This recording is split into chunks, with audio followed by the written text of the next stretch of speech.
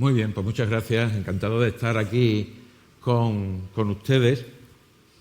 Agradecer tanto a la Asociación de la Empresa Familiar de Canarias como a la Fundación Caja Canaria de poder compartir con ustedes este ratito donde mi compañero José María Oquean ya me lo ha dejado muy fácil porque justamente venía a hablarles de esto, algo que ustedes conocen perfectamente, por lo tanto yo tampoco tengo yo que aquí insistir demasiado. Me parece que el problema no está en el diagnóstico yo creo que todos los tenemos, todos ustedes son empresarios, conocen el mundo mejor que nadie porque están en el día a día, lo conocen perfectamente, saben lo duro que es y saben que el mundo está cambiando. Y saben eso es algo que es evidente. Y a lo mejor lo que no es tan evidente es al ritmo en que está cambiando el mundo. Eso es lo que nos cuesta trabajo asumir, a todos, empezando por mí mismo. Me puedo creer que soy muy moderno porque he aprendido a utilizar el correo electrónico cuando yo ya veo que mis hijas ya no utilizan el correo electrónico. Tienen tal bombardeo de correo electrónico que ya no lo utilizan. Sí lo utilizan, pero no lo leen.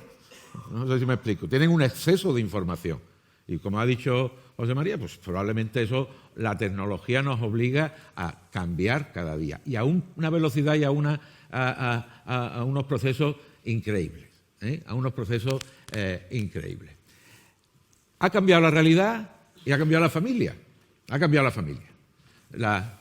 No tiene nada que ver una imagen con la otra, y yo les aseguro que mi familia es aquella de allí. Mi familia es aquella de allí. Me gustaría que ustedes vieran mi cena de Nochebuena, cómo ha sido, con chinos, porque la socia de mi hija es chino y viene con el marido y tal, con la compañera de mi hija, porque vive en compañera con otra amiga, etcétera. Y es así, con toda naturalidad. Una casa que se parece muy mucho a aquello. Con unos procesos productivos y unas empresas con una tecnología, una robotización, unos procedimientos que tienen también muy poco que ver con lo que teníamos. Y esto ha pasado en muy poco tiempo. Y si unimos, en el caso de la empresa familiar, lo que es el conflicto, lo que es los cambios en la empresa familiar, las estructuras familiares, con lo que son los cambios en el mundo de la empresa, pues la verdad es que las probabilidades de conflicto aumentan. Y esta es un poco la llamada de atención, insisto, el diagnóstico es sencillo. Lo que yo voy a intentar aquí reflexionar con ustedes me gusta mucho esa imagen que está ahí porque es muy gráfica, porque yo creo que ante eso podemos hacer dos cosas. O eso, o enfrentarnos a la realidad y ver qué podemos hacer en nuestra parcelita. En la presentación que tan amablemente me han hecho, pues efectivamente a mí me gustaría que no vieran ustedes aquí solamente a un investigador de la empresa familiar, sino a alguien que mayor o menor medida, más o menos ritmo, cada vez en mi vida he ido enfrentándome a riesgos empresariales. He montado empresas, sigo teniendo algunas, aunque ya ahora el relevo lo ha tomado mi segunda hija. La primera me hizo liquidar alguna sociedad en el intento de dársela a ella, eso ahora lo comentaremos. Y yo creo que hay cuando quería pensar qué les iba a hablar a ustedes, dije, vamos a ver, ¿qué hago yo normalmente? ¿Qué me come a mí la moral normalmente día a día en esta faceta, digamos, de empresario? El tema de la responsabilidad es un tema que últimamente me quema mucho, porque cada día esto se está poniendo más complicado, cada día nos piden más a los empresarios, y solamente ser conscientes de los riesgos que como administrador de sociedades estoy incurriendo me empiezan a agobiar. Incluso en algunas sociedades que no son mías, esas me agobian más porque tengo menos control y sin embargo estoy como administrador y me preocupa las consecuencias legales que eso puedan tener, sobre todo cuando veo en ese proceso que se llama ahora de compliance, de cumplimiento normativo, lo que es el delito societario, la cantidad, la relación tan enorme de delitos en los que puede incurrir una sociedad y yo como administrador de esa sociedad.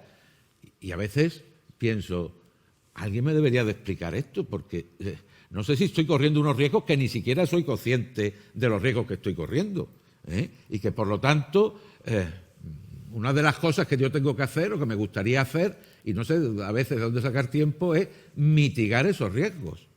No solamente para la sociedad, sino en primera persona como administrador de esa sociedad. ¿A qué me estoy enfrentando? Que ni siquiera sé a lo que me estoy enfrentando, tanto que ha cambiado esto. Temas de reputación. Todos sabemos el trabajo que cuesta que una empresa adquiera una reputación y con la facilidad con que se pierde. Y la importancia que eso tiene a la hora de funcionar, sobre todo en empresas familiares, sobre todo cuando está implicado mi nombre, está implicado mi apellido y me preocupa especialmente. Todos los procesos de innovación en esa evolución de los negocios que ya se ha hecho aquí referencia, pero sobre todo con algo también que me preocupa mucho, que es la sostenibilidad. Yo creo que no somos conscientes, a lo mejor me equivoco, no somos conscientes de lo que la sostenibilidad ambiental va a implicar, lo que el cambio en todo el tema del medio ambiente va a implicar de una forma muy rápida y muy urgente. Si aquí el proceso no es que lo vemos venir, es la velocidad con la que se nos viene encima. Yo creo que esto lo vamos a ver mucho en los próximos años, como en nuestra vivencia diaria vamos a notar que esa sostenibilidad se va a hacer obligatoria. Yo ya no compro un coche de gasolina, se lo digo así. Yo en mi casa todavía vivimos con mi hija. Papá, coches de gasolina no, si acaso híbrido, si acaso híbrido, entre otras cosas porque es que no voy a poder entrar en Granada. Granada es la tercera ciudad más contaminada ahora mismo de España, con una nube encima, igual que en Madrid han restringido el centro, en Granada ya se está hablando de restringirlo. Es que no voy a poder entrar. No es porque yo no quiera y tengo una conciencia ecológica espectacular, es porque me van a obligar a entrar en patineta en Granada, o en un coche eléctrico, o andando. Bueno, quiero decir, pero bueno, todo esto evidentemente va a implicar cambios y probablemente sean cambios muy rápidos y muy rápidos. Todo el tema de atracción del talento también ha hecho José María referencia a eso. La juventud ha cambiado, lo vivimos todos los días en las aulas. Ha cambiado, para bien o para mal. Mis hijas han cambiado, tienen una visión del mundo que no es la que yo tenía. Y me guste o no me guste, lo veo. Convivo con ellas y lo veo, no creo que sean especiales. Son especiales como todos somos especiales, pero quiero decir, son personas que viven en una generación con unos valores que probablemente sean distintos a los mismos.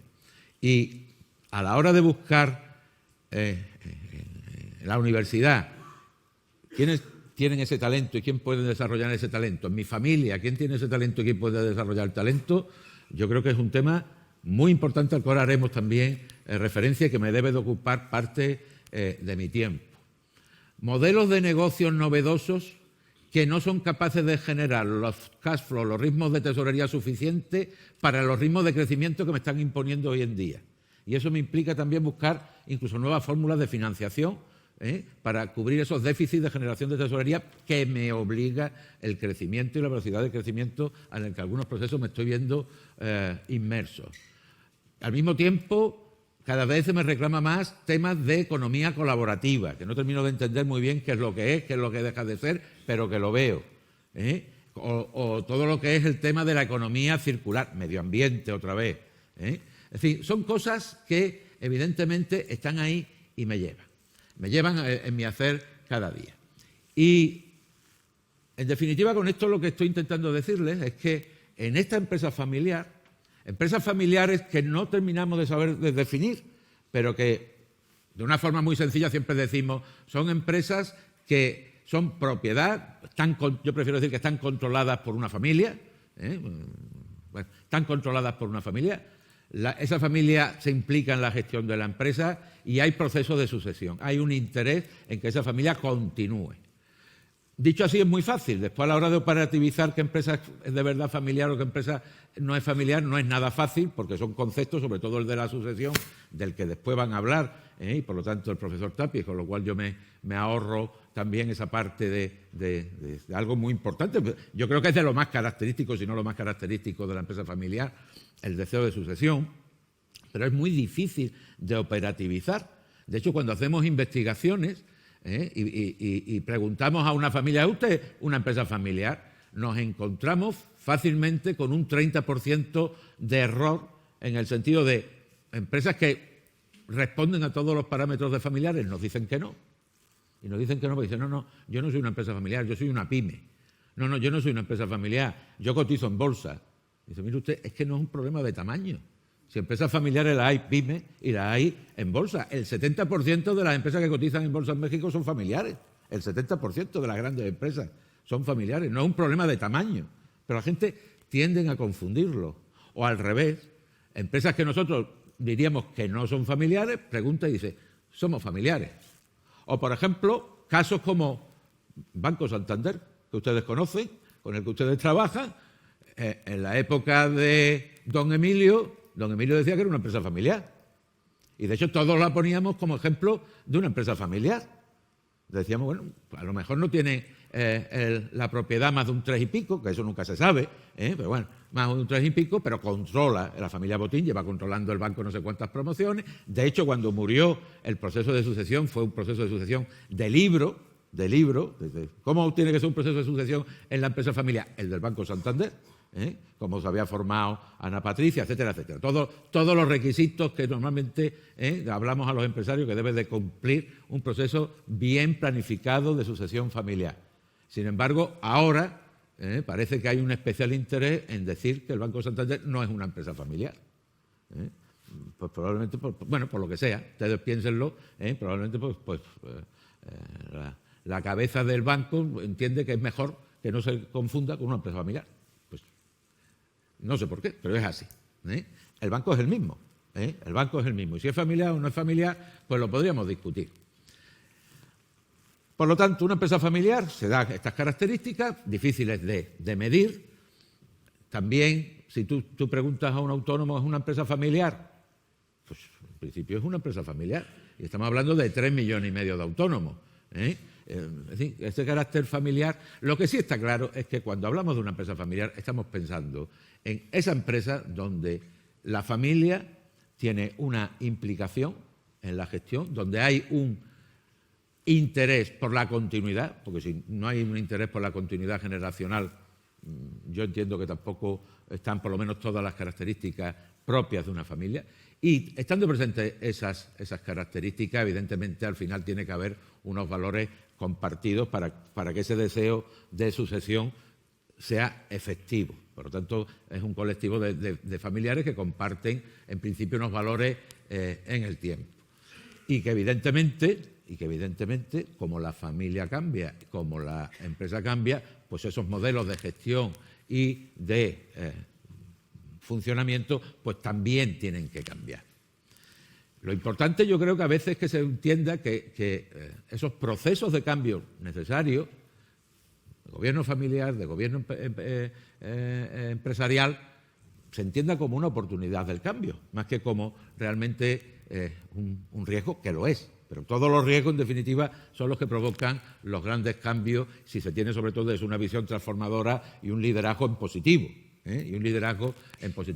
Y desde esta óptica positiva, es como le quiero presentar aquí un poco mi visión de estos temas, donde creo que hay que tener claro algunas cosas. Esta es una definición que utiliza a veces mi amigo Manuel Bermejo, del Instituto de la Empresa Familiar. Tuve a bien dirigirle su tesis doctoral sobre temas de empresa familiar, y él utiliza esta diapositiva de una refrán popular, o un dicho popular, de padres millonarios, hijos caballeros y nietos limosneros.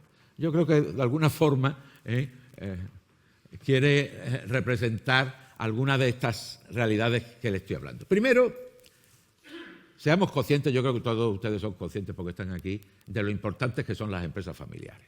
En el mundo, las empresas familiares, vean ustedes algunos datos, 30% de las empresas de Fortune 500 son familiares, es decir, las grandes empresas del mundo, las más grandes empresas del mundo, un porcentaje muy alto son familiares.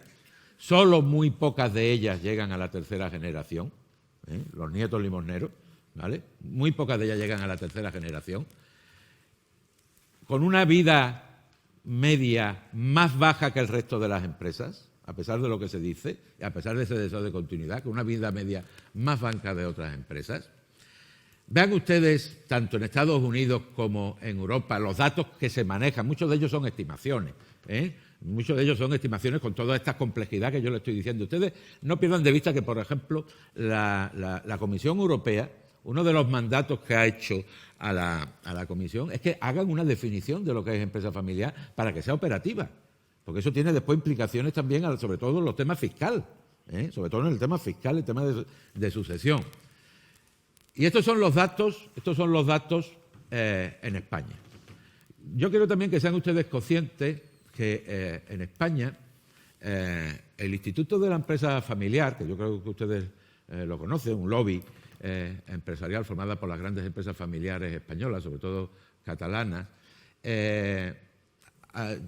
ha promovido unas cátedras de empresa familiar. Yo dirijo, como se ha dicho, la de la Universidad de Granada. En este momento, actualmente, hay 38 cátedras de empresa familiar. Eso da una potencia en temas de la misión de una cátedra, básicamente es, por un lado, investigar, por otro lado, dar docencia. En nuestras aulas se dan docencia específica, los temas específicos de docencia familiar, y una tercera, misión también de transferencia, de estar en contacto con el mundo empresarial e intentar acercarles también las aulas y los conocimientos que se van generando en la universidad. Este es un estudio que se hizo en el año 2015, después hubo otro posterior en el año 2017, es el estudio probablemente más grande que se ha hecho a nivel mundial.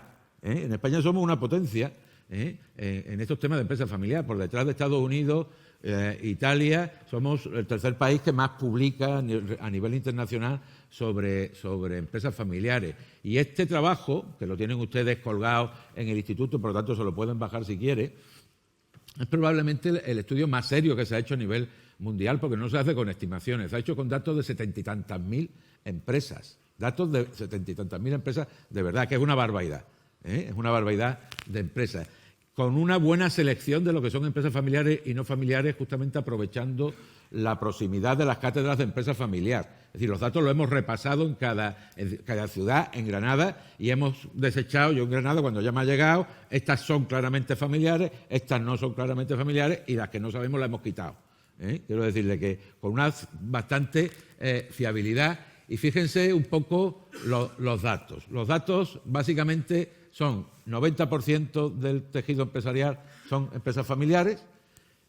Voy a hacer un matiz, porque probablemente este porcentaje sea todavía más alto.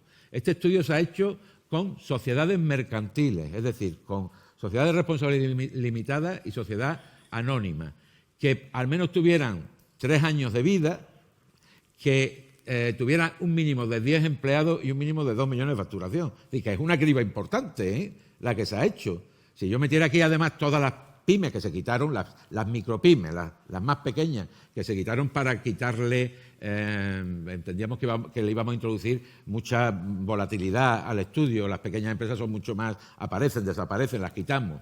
No hemos incluido los autónomos, que le hablaba hace un momento, que los autónomos en algún momento podríamos considerarlo como empresas familiares. Son 3,5 millones de autónomos a lo que los podríamos haber añadido. Bueno, aún así, esas sociedades son el 90%.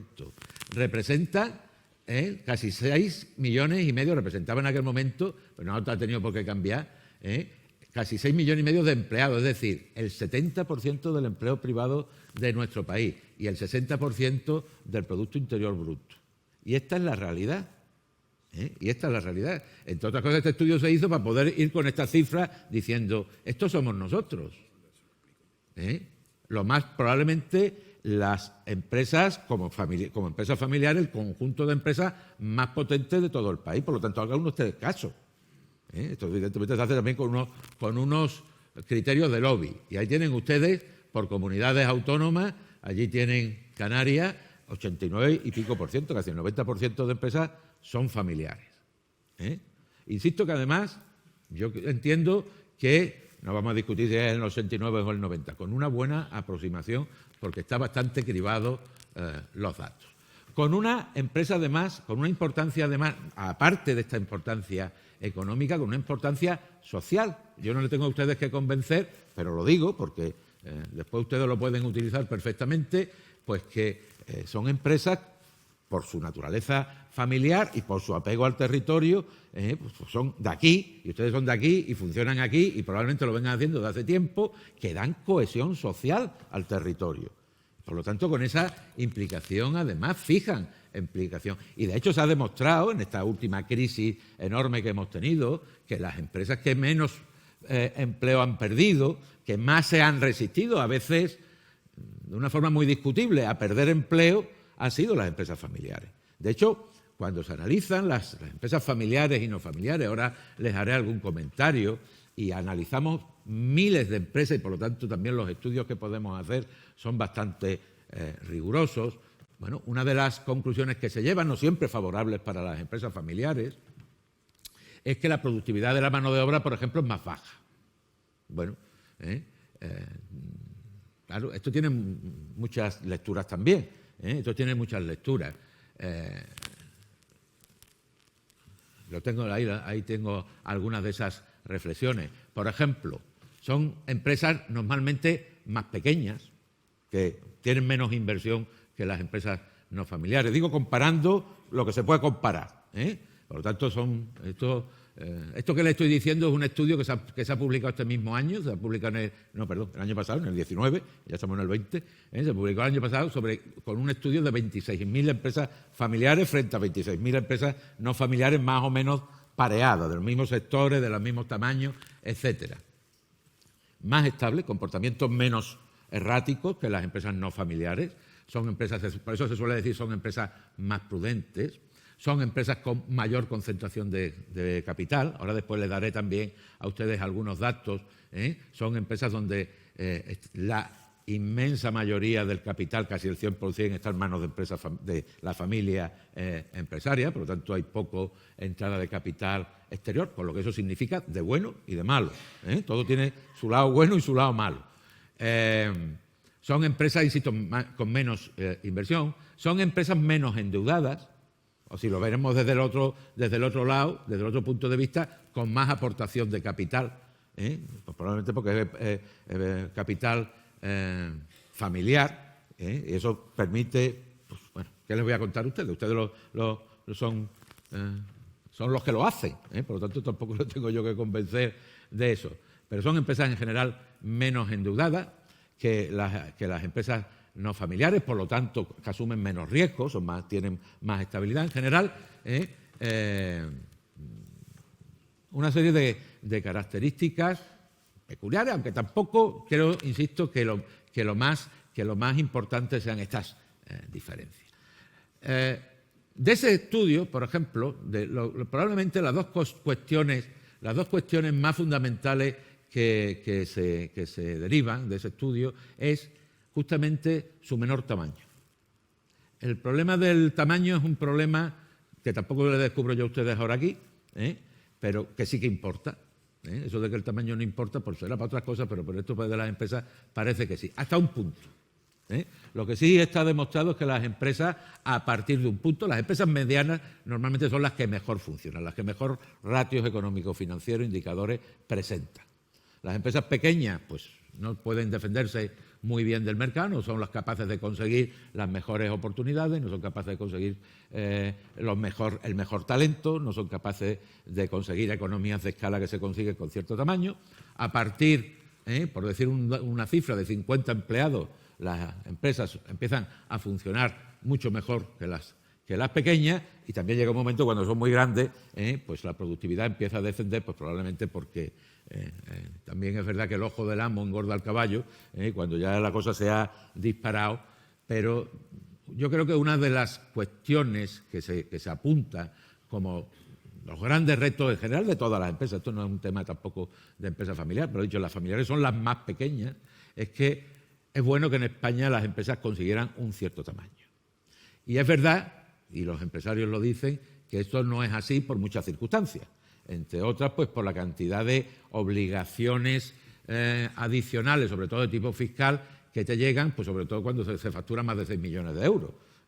o cuando se tiene más de 50 empleados. Esto muchas veces lo que te hace es que fracciones tu propia empresa, incluso también, no solamente por un deseo que sería bueno, de no poner los mismos huevos en la misma cesta, es decir, de prudencia financiera, sino porque la normativa, evidentemente, castiga en cuanto a requerimientos administrativos a las grandes sociedades. Pero yo creo, y esto es un tema de reflexión, sobre todo también por parte de asociaciones y demás, que uno de esos retos es alcanzar una cierta dimensión. Y el segundo gran reto es que viven menos que las no familiares. Y por lo tanto, evidentemente, ahora les voy a poner otra cifra que ustedes van a ver, que son también real, evidentemente tenemos un problema de supervivencia.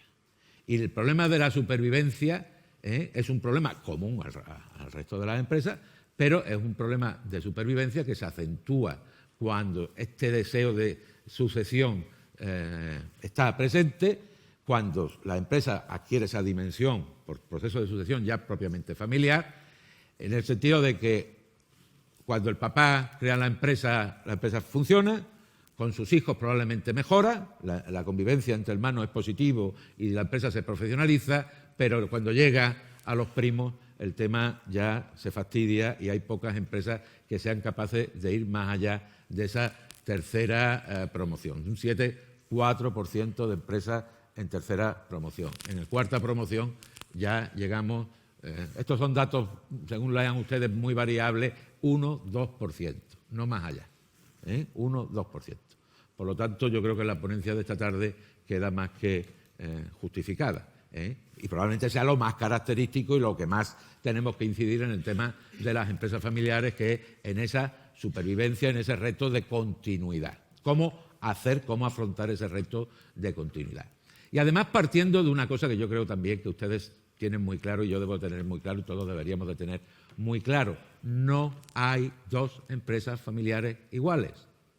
Porque si no hay dos empresas iguales, sí que no hay dos familias iguales. Y si unimos dos familias, que no hay dos familias iguales, con que no hay dos empresas iguales, la diversidad de empresas familiares es tremenda. Es tremenda. Por lo tanto, cuidado también, esto que les quiero decir, y yo insisto también mucho en esto, cuidado con las recetas, cuidado con las afirmaciones rotundas, porque no es lo mismo una empresa en primera generación, en segunda que en 15ª, no es lo mismo una empresa pequeñita que una empresa grande, no es lo mismo una familia pequeñita que una empresa grande. Esto es muy variado.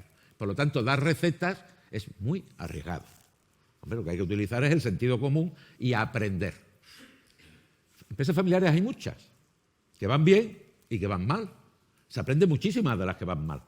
De esas se aprende sobre todo, de sus errores, de qué conclusiones son las que sacan cuando ya no tiene remedio, y entonces alguien de la familia se pone a escribir qué es lo que ha pasado, o se nos pone a contarnos a los que estudiamos estas cosas qué ha pasado. Evidentemente lo que ha pasado tampoco se lo crean ustedes, quiero decirles con esto. Si yo le pregunto a una rama de la familia, me dará una explicación, y si le pregunto a una rama de la familia, estoy pensando en empresas ya con una tradición, una empresa que van más allá ya de la tercera o cuarta promoción. Las explicaciones que me pueden dar un miembro de la familia u otro miembro de la familia es distinta. Comentaba hace un momento que el viernes pasado estábamos con un empresario de una gran empresa catalana que todos ustedes conocen, que hace poco ha sido comprada de mala forma, entre comillas lo de mala forma, por un fondo de inversión. Digo mala forma porque no querían vendérselo al fondo de inversión, se han visto obligados a vendérselo al fondo de inversión. Entre otras cosas, por ejemplo, entre otras cosas, fíjense ustedes una cosa, esta empresa, esta familia, que ya está en muchas generaciones, tiene muchas generaciones, una empresa muy antigua, perdonen que no le dé el nombre, pero si no le doy el nombre les puedo contar más cosas, si le doy el nombre ya no se las puedo contar. Eso hace que haya en esta empresa en concreto había 6 ramas representadas en el Consejo de Administración, pues que hubiera 6 visiones distintas de la empresa, cuando la empresa debe ser una y funcionar de una sola forma.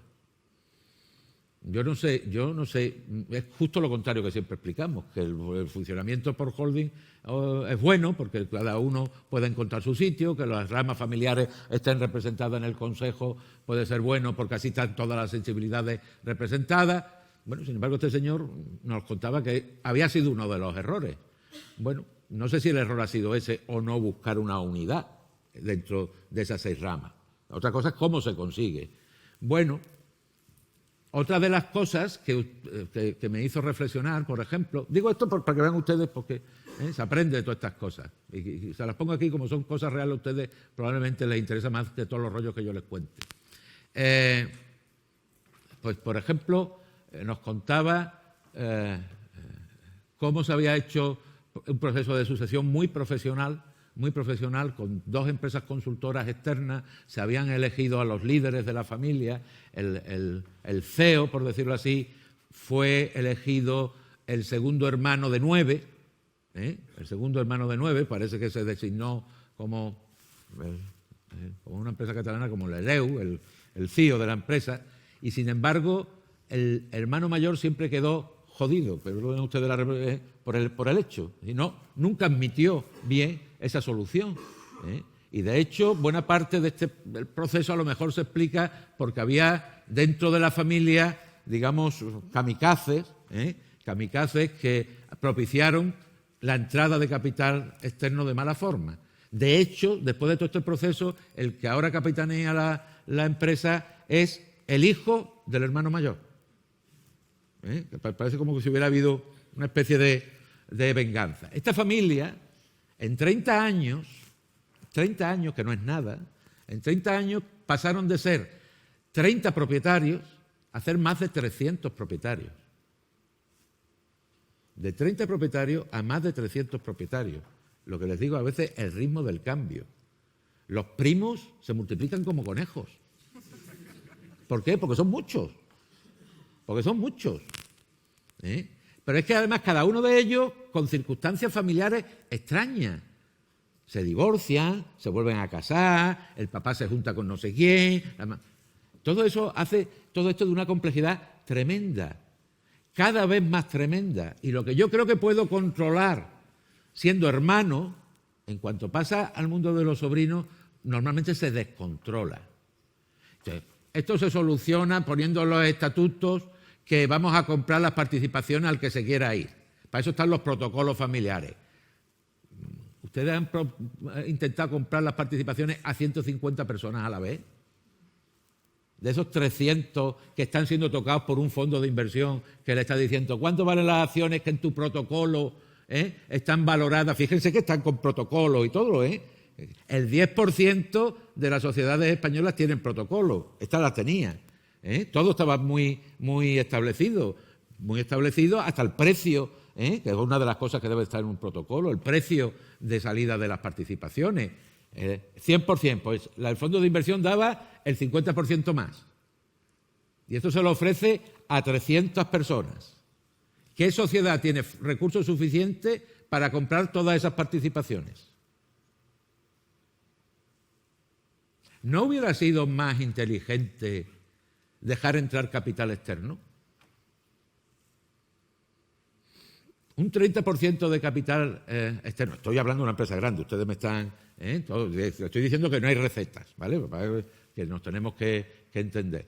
Si a lo mejor se hubiera dado entrada a un 30% de capital externo, ¿no se hubiera conseguido a lo mejor,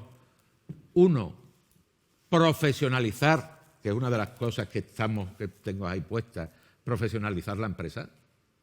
Porque es verdad, no es ni bueno ni malo, es así, que las familias también gestionamos con las emociones. En la empresa familiar las emociones están, se admiten, están en todas las sociedades, en todas, pero en las familiares de una forma mucho más espectacular. Yo no puedo justificar a nadie el haber liquidado una sociedad, salvo porque era una fuente de conflicto continua con mi hija mayor. Esa no es una explicación empresarial. Pero como padre ustedes me entienden. Antes de pelearme con mi hija todos los días y con mi mujer que le daba la razón a mi hija, y que me decía, a ver si la niña va a terminar en la cárcel, y yo decía, pero hombre, bueno, este tipo de cosas, pues liquido la sociedad y en la gloria. ¿Esto se puede entender? Con esta explicación. Viendo una cuenta de resultados no se puede entender. Ustedes me están entendiendo. Bueno, pues siendo eso verdad, Es decir, que las emociones están ahí, tenemos que administrarlas, valores, etcétera, etcétera. También es verdad que a lo mejor si hubiera entrado en esta empresa, que no digo el nombre, que nos sirve de referencia, como no nos molesta ninguno, pues un 30% de capital externo hubiéramos conseguido que los primos no se pelearan tanto, que hubiera entrado alguien que no entiende de titos, ni de papás, ni de mamás, sino lo que es la familia, lo que es el negocio, y que a lo mejor los miembros de la familia nos hubiéramos dado cuenta de que unidos somos alguien, pero que uno por uno el enemigo común nos come. Y aún así a lo mejor tampoco es malo que haya entrado este capital externo, porque a lo mejor el valor de la sociedad me lo van a duplicar en los próximos 5 años, porque probablemente ese es el objetivo con el que haya entrado. Con lo cual, los familiares que no han vendido las participaciones y que todavía tienen ahí algo que decir en la Junta General de Accionistas, a lo mejor tampoco tienen por qué estar tan disgustados. Pero han perdido, pero la familia, como familia al menos, ha perdido la gallina de los huevos de oro. La familia. Los propietarios no. Tienen unas participaciones que van a aumentar. En fin, ustedes tienen una empresa... no voy a avanzar mucho más de aquí. No voy a avanzar mucho más de aquí porque ya, si no, después me regañan. Ustedes tienen sus propias sociedades. Yo siempre digo a los empresarios, con esto voy a ir terminando, ¿tenemos claro cuál es el objetivo de nuestra sociedad? Más allá de lo que escribimos, como que esto queda muy bien como estética, de la responsabilidad social, de los valores, de la visión y todo esto. ¿Tenemos claro lo que queremos hacer con nuestra empresa? Porque miren ustedes, si su empresa va a terminar en manos de alguien, es el momento ahora de prepararlo. Si va a ser un tercero, a lo mejor aumentando los flujos de caja para que la Evita aumenta y por lo tanto le demos salida a mi participación a un mayor valor. Si lo vamos a dejar dentro de la familia, tendremos que tener todos los procesos y todos los... Dejarlo no sirve. Yo sé que ustedes esto lo saben. Yo tengo mi socio de toda la vida, Miguel, es más amigo mío, hemos tenido participaciones de estos que te llaman, Lázaro, manda dinero, tal, ya te explicaré en qué vamos a invertir. Bueno, o sea, como si fuera un hermano. Miguel, entre otras cosas, pues tiene una consultoría y asesora a muchas empresas familiares. Todavía no ha sido capaz de acometer la sucesión de su consultoría. Tiene un hijo que trabaja conmigo. No ha sido capaz todavía. Y Miguel debe tener ya los 70 años. No tiene sentido. Porque ha generado una cosa que tiene valor. Tiene valor, su empresa tiene valor. Y cuando muera se va a perder. Y eso es una pena. Y él asesora. O sea, que quiero decirle con esto que yo entiendo que cuando el que aprieta es el zapato de uno es distinto, pero hay que tomar medidas. Sé lo que quiero hacer con mi empresa. Soy consciente de lo que ha dicho el profesor Okean, lo que le estamos diciendo, de la velocidad del cambio. ¿Queremos mantener la gallina de los huevos de oro?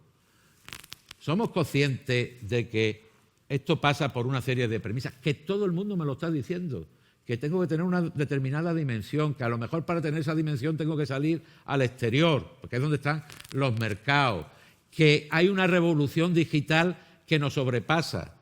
Y esto lo preguntamos a las empresas y todo el mundo dice, sí, somos conscientes. ¿Qué ha hecho usted? Nada. Pues bueno, pues después no sé qué es usted.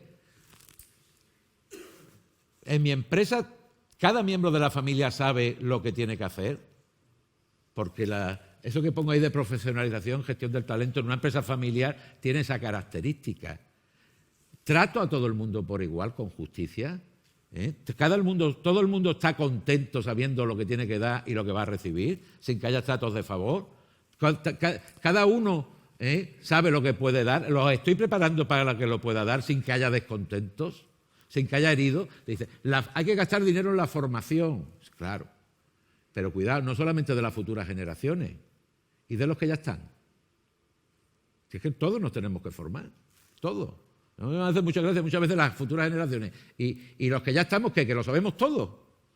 Que no tenemos que asistir a cursos para que nos tiren de las orejas y nos digan, oye, o que nos cuenten qué ha pasado con esa empresa que hace poco que se vendió. todos los problemas de gobernanza. Todo el mundo lo señala. Hay que gobernar la empresa, que no es fácil, pero es que hay que gobernar la familia. Y hay que crear los mecanismos de gobernanza común entre empresa y familia. Y que funcionen. Porque no es un protocolo, es crear espacios de diálogo. Es crear espacios de diálogos. ¿Ustedes saben cómo creo yo espacios de diálogo en mi familia cuando hablo de negocios? Me voy a buscar a mi amigo Vicente, porque mis niñas no me hacen caso. Por eso soy tan machista cuando no estoy en mi casa. Cuando estoy en mi casa, mis hijas y mi mujer no me hacen caso. Y entonces me voy a ver a mi amigo Vicente, que está en Málaga, yo vivo en Granada, un compañero mío de promoción, que conoce a mi mujer y tal. Entonces, mi amigo Vicente es creíble para ellas. ¿Qué le dice mi amigo Vicente? Lo mismo que le he dicho yo. Me cuesta invitar a mi amigo Vicente a una comida.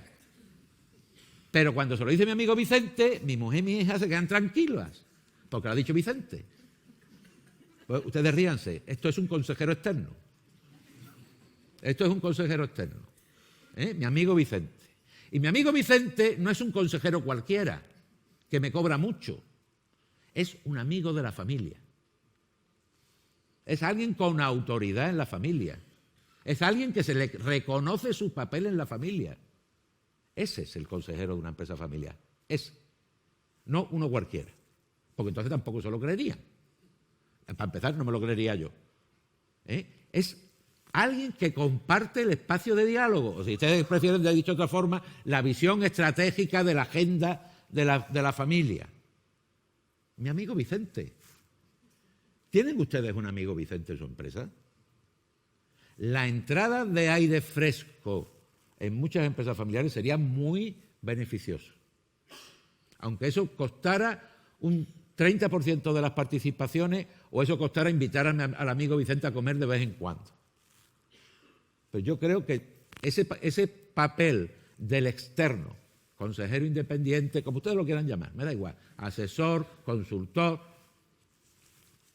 minoritario dentro del paquete accionarial, me parece muy positivo. Y todas estas reflexiones que ustedes saben, y que están, yo no les voy a regañar a ustedes porque ustedes vienen a misa, pero saben ustedes que el 80% restante no viene a misa. Bueno, pues peor para ellos. Muchas gracias. Ya con esto.